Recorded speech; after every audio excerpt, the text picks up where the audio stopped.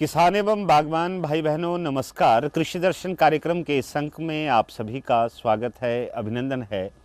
आज के कार्यक्रम में हम एक ऐसे प्रगतिशील किसान बागवान से बातचीत करने जा रहे हैं जिन्होंने कृषि के साथ साथ पशुपालन को अपनाया है। जिला सोलन की नालागढ़ तहसील के मंगनपुरा गांव के गुरुचरण सिंह जी ऐसे किसान हैं जिन्होंने पशुपालन के महत्व को समझा। आज इन्होंने बहुत बढ़िया तरीके से डेयरी फार्मिंग का काम शुरू कर रखा है। आइए आज के इस अंक में बातचीत करते हैं गुरुचरण सिंह जी से और जानते हैं इनकी सफलता की कहानी, इन्हीं की जुबानी। इनसे समझते हैं, सीखते हैं कि आखिर कितने पशुओं का पालन ये आज के समय में कर रहे हैं और कितने लाभ में है। आइए दर्शकों, बातचीत करते हैं गुरुचरण सिंह जी से। गुरुचरण सिंह जी, कार्यक्रम में आपका स्वागत है। हमारे दर्शक बागवान किसान जो इस कार्यक्रम को देख रहे हैं, आखिर क्यों आपने गाय पालन के काम को अपनाया, डेयरी फार्मिंग से आप क्यों जुड़े और कब से इस व्यवसाय से आप जुड़े हैं, कब से इस काम को आप कर रहे हैं? हमारे बुजुर्ग थे जो पहले से ही हमारा खेती का काम और पशुपालन का काम करते थे। जैसे हमारी ये हुई है, पढ़ने के बाद में हमने सोचा है कि हम खेती भी साथ में करें और हमारा जो भी है पशुपालन पहले से ही चलता था। और हमने कहा भी क्यों ना पशुपालन को, पशुओं को इसी से एक खेती का काम हो गया। एक खेती काम से तो काम चलता नहीं है, खर्चा भी पूरा नहीं होता। भी चलो पशुपालन के साथ भी कुछ माड़ा मोटा गुजारा चलता रहेगा। इधर से हमारी दिलचस्पी हुई पशुपालन की तरफ से। हमारा department doctor Vinay Sharma ji, doctor Keshav ji, doctor Lakshmi ji, इन्होंने हमारे गांव में कैंप लगाया। कैंप के साथ साथ हमारे देख के इन्होंने हमारे को जो भी है एक नॉलेज दी, सब कुछ किया।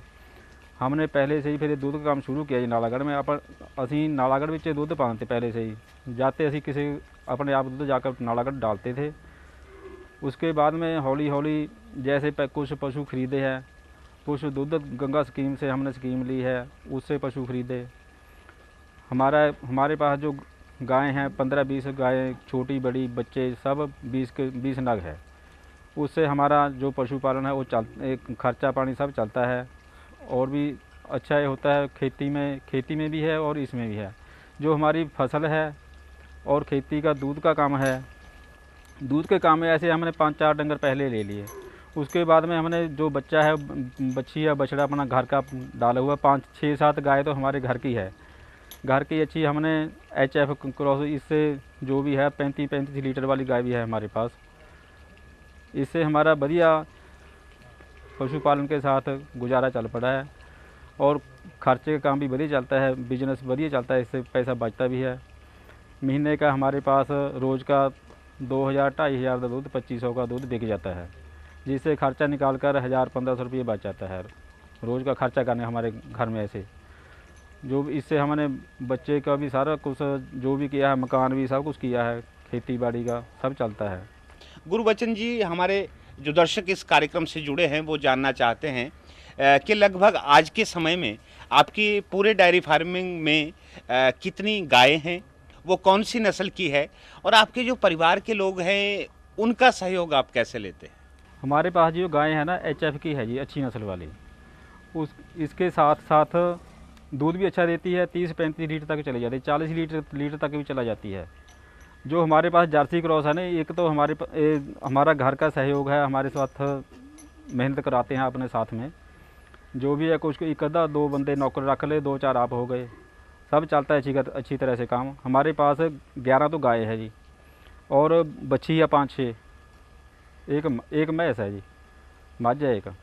बाकी ज़्यादा करके ही सानू इन्हों के गाय तो फायदा है जी। गाय दूध ज़्यादा देती है, भैंस का कुछ ऐसे ही है जी, 2 महीने दूध देती है 7-8 किलो, उसके बाद में 3-4 किलो पर आ जाती है। जिससे हमने ये गाय का ऐसे किया है भी गाय से ही कुछ फायदा है। क्या कभी पशुपालन विभाग के द्वारा ऐसी सहायता आपने ली है जिस सहायता से या ऋण के तौर पर आपको गाय खरीदने के लिए विभाग की ओर से कभी सहायता मिली हो? क्या कभी ऐसा हुआ? विभाग की तौर से हमारे को एक स्कीम है, दूध गंगा स्कीम। इससे हमने पीछे हमारे को 5 लाख रुपया मिला जी, उसमें सब्सिडी भी अभी आएगी जी, आने वाली है। बाकी इससे हमने गाय भी खरीदी है, 5 लाख रुपया मिला था। उसके सहयोग से भी हमारे को बहुत डिपार्टमेंट ने हमारी बहुत मदद करी इसकी हमारे साथ।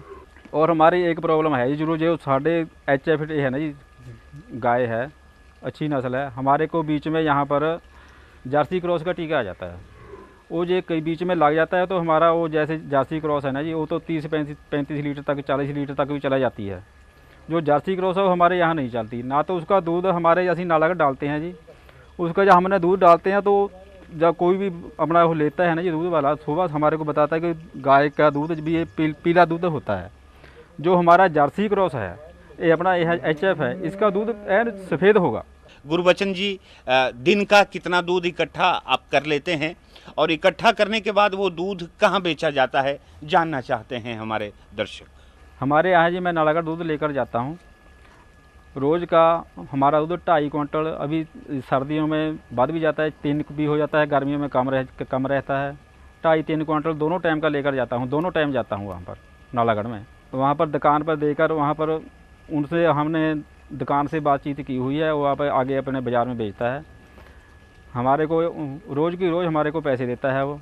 रोज़ का अपना 5,000, 5,500, 6,000 ऐसे दूध बेच कर आता हूँ। जितने रोज़ का खर्चा हमारा फीड का भी बहुत है जी, 1.5-2 क्विंटल फीड रोज़ की लग जाती है हमारे पास, और बदले के पास अलग।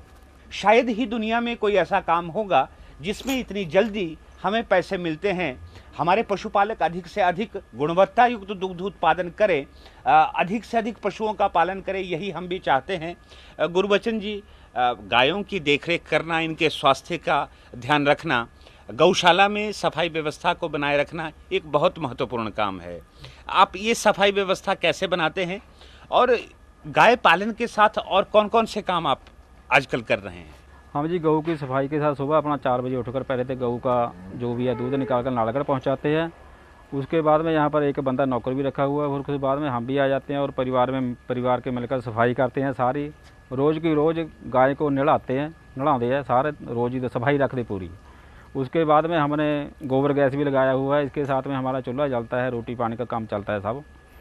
और इसके साथ साथ हम खेती का काम भी करते हैं, जो कि हमारा गोबर गैस हम खेतों में डालते हैं। फसल हमारे पास 35-40 बीघा ज़मीन है एक के पास, और फसल भी जो भी अपना गोहा ये सारा अपना खेतों में डाल देते हैं। और फसल अपनी जो भी अपना घास है गऊओं का, ये हमारा घर का अपना ही हो जाता है। गुरबचन जी से हमने बातचीत की, इनसे जाने इनके अनुभव के बारे में। आइए अब बातचीत करते हैं सीनियर वेटनरी ऑफिसर ज़िला सोलन नालागढ़ क्षेत्र के डॉक्टर विनय कुमार शर्मा। डॉक्टर विनय शर्मा, कार्यक्रम में आपका स्वागत है, अभिनंदन है। हमारे किसान बागवान साथी जो इस कार्यक्रम से जुड़े हैं, कार्यक्रम को देख रहे हैं, वो आपसे यही जानना चाहता है कि प्रदेश का जो पशुपालन विभाग है वो हिमाचल प्रदेश के पशुपालकों को अपनी ओर आकर्षित करने के लिए ऐसे कौन कौन से कार्यक्रम है, ऐसी कौन कौन सी योजनाएं हैं जिनसे अधिक से अधिक पशुपालक हिमाचल प्रदेश में हो, अधिक से अधिक लोग पशुपालन से जुड़े, इसके महत्व को समझे। कौन कौन से आप लोगों के ऐसे कार्यक्रम है जिससे पशुपालक आपकी ओर आकर्षित हो रहा है? पशुपालन विभाग हिमाचल प्रदेश पशुपालकों के लिए बहुत ज़्यादा स्कीमें लेके आता है, परंतु सबसे इम्पोर्टेंट हमारे जो हैं राष्ट्रीय कृषि विकास योजना के तहत लगने वाले समय समय पर लगने वाले कैंप्स, जो अवेयरनेस कैंप्स, प्रसार शिविर हम लगाते हैं, उसी से किसान भाई बहन उनसे बहुत कुछ सीखते हैं। हम प्रदेश में हर जगह पे, अब नालागढ़ क्षेत्र में इसी माह से हम इस एरिया में 19 कैंप्स लगा रहे हैं, और उसमें 100 पशुपालक आते हैं। हम उनको पशुओं को कैसे उनका रख रखाव करना है, जो कि सबसे इम्पोर्टेंट होता है, वो हम उनको बताते हैं विस्तार पूर्वक। और फिर वो हमसे अपने गाय में होने वाली बीमारियों के बारे में पूछते हैं, हम उनसे इंटरेक्शंस करते हैं, बातें करते हैं और अपनी समस्याएं बताते हैं। हम उनका समाधान वहीं उसी कैंप में कर देते हैं। तो हम ये कहते हैं कि आप जो शुरू करना है, पशुपालन एक ऐसा व्यवसाय है कि जो आज आप गाय लेके आते हो, भैंस लेके आते हो, कोई दूध वाला जानवर लाते हो, सुबह से आपकी वो प्रोडक्शन शुरू हो जाती है। तो सबसे पहले जो उसका रहने का घर है, वो हम कहते हैं कि वो जो है साफ़ सुथरा होना चाहिए, उसका फर्श जो है पक्का होना चाहिए। और जो कार्य करने वाला, पहले हम उसको मोटिवेट करते हैं कि तुम जो है कम से कम इस व्यवसाय में आप छुट्टी नहीं कर सकते, परंतु वो जो किसान कहते हैं कि हम इसके लिए तैयार हैं, तो हम उसको पशुपालन के लिए रेडी करते हैं, और जो पालन कर रहे हैं उनको ये ट्रेनिंग देते हैं कि आप साइंटिफिकली, पशुपालन तो वो बहुत लोग कर रहे हैं, परंतु अपने साइंटिफिकली कैसे रियर करना है उसको हम बताया जाता है शिविरों में भी और हमारे चिकित्सालय और औषधालय में भी। तो जिस दिन पशु आएगा उनके घर में हम उसको कहते हैं कि आप उनको पेट के कीड़ों की दवाई दें। वो जिस दिन उसके पशु घर में आया उस दिन पेट के कीड़ों की दवाई दी जाती है। फिर उसके बाद समय समय पर उनको वैक्सीनेशंस, जिसमें मुंह खुर की बीमारी, लंगड़ा बुखार और गलघोटू की बीमारी के टीके जो विभाग फ्री ऑफ कॉस्ट प्रोवाइड करता है वो दी जाती है। और पशुपालक को ये समझाया जाता है कि आपने जितना भी उसको फीड एंड फॉडर देना है उसके बीच में आपने खनिज लवण देना उसके लिए बहुत ज़रूरी है, और इससे वो उसका जो दूध बढ़ने की उसकी क्षमता जो है वो या तो मेंटेन रहती है या बढ़ जाती है। तो उससे पशुपालक भाई बहन बहुत खुश रहते हैं कि विभाग का हमें सहयोग है। बाकी विभाग कुछ योजनाएं चलाता है जिसके तहत उनको हम ऋण भी प्रोवाइड करवाते हैं। जो दूध गंगा योजना है उसके तहत शेड्यूल कास्ट फैमिलीज़ को 33% और जनरल फैमिलीज़ को 25% का ऋण प्रोवाइड किया जाता है, सब्सिडी प्रोवाइड की जाती है। उससे वो हमें बहुत खुश रहते हैं। और इस एरिए में नालागढ़ क्षेत्र में कम से कम 40 यूनिट ऐसे लग चुके हैं डेयरी के, जो कि लोग इससे बहुत खुश हैं और व्यवसाय को और कंटिन्यू करना चाहते हैं, और हमें बार बार आके कहते हैं कि हमने इससे बहुत खुश हैं और उनकी जो इकोनॉमिक स्थिति है वो ज़्यादा इम्प्रूव हो चुकी है।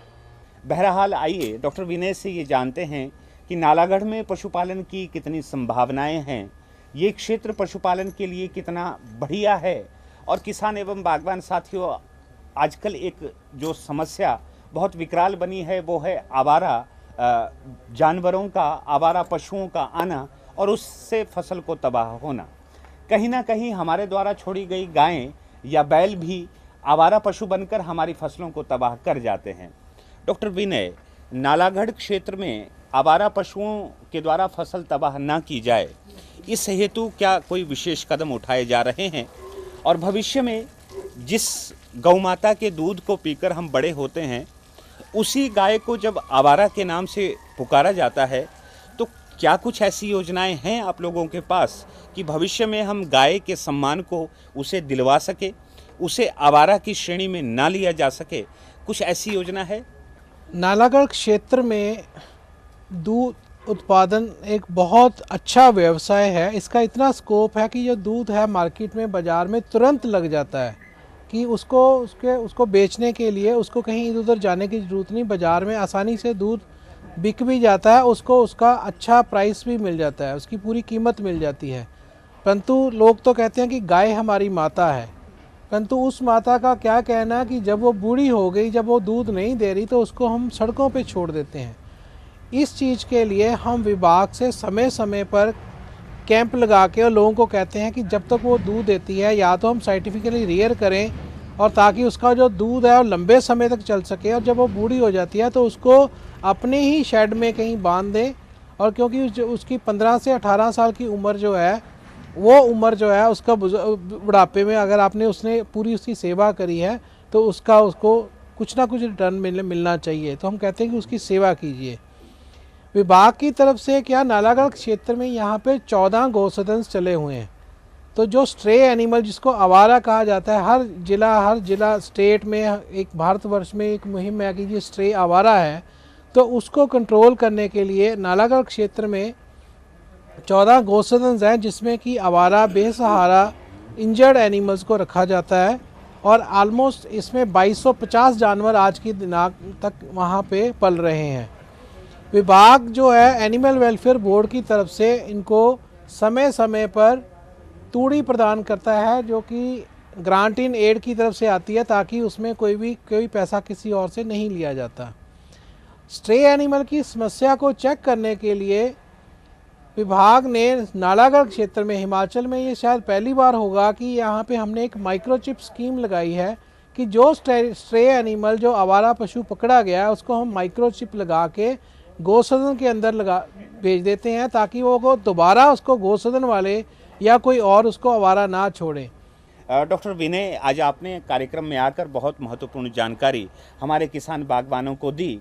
और किसान साथियों, इस कार्यक्रम में हमारा उद्देश्य रहता है कृषि, बागवानी, पशुपालन से जुड़े विभिन्न विषयों को लेकर आपके समक्ष आएं, विशेषज्ञ से आपकी बातचीत करवाएं। आज के कार्यक्रम में आपने सीखा होगा दुग्ध उत्पादन की कितनी संभावनाएं हैं हिमाचल प्रदेश में। बहरहाल आज के कार्यक्रम को यहीं संपन्न करते हैं। अब हमें अनुमति दें। नमस्कार।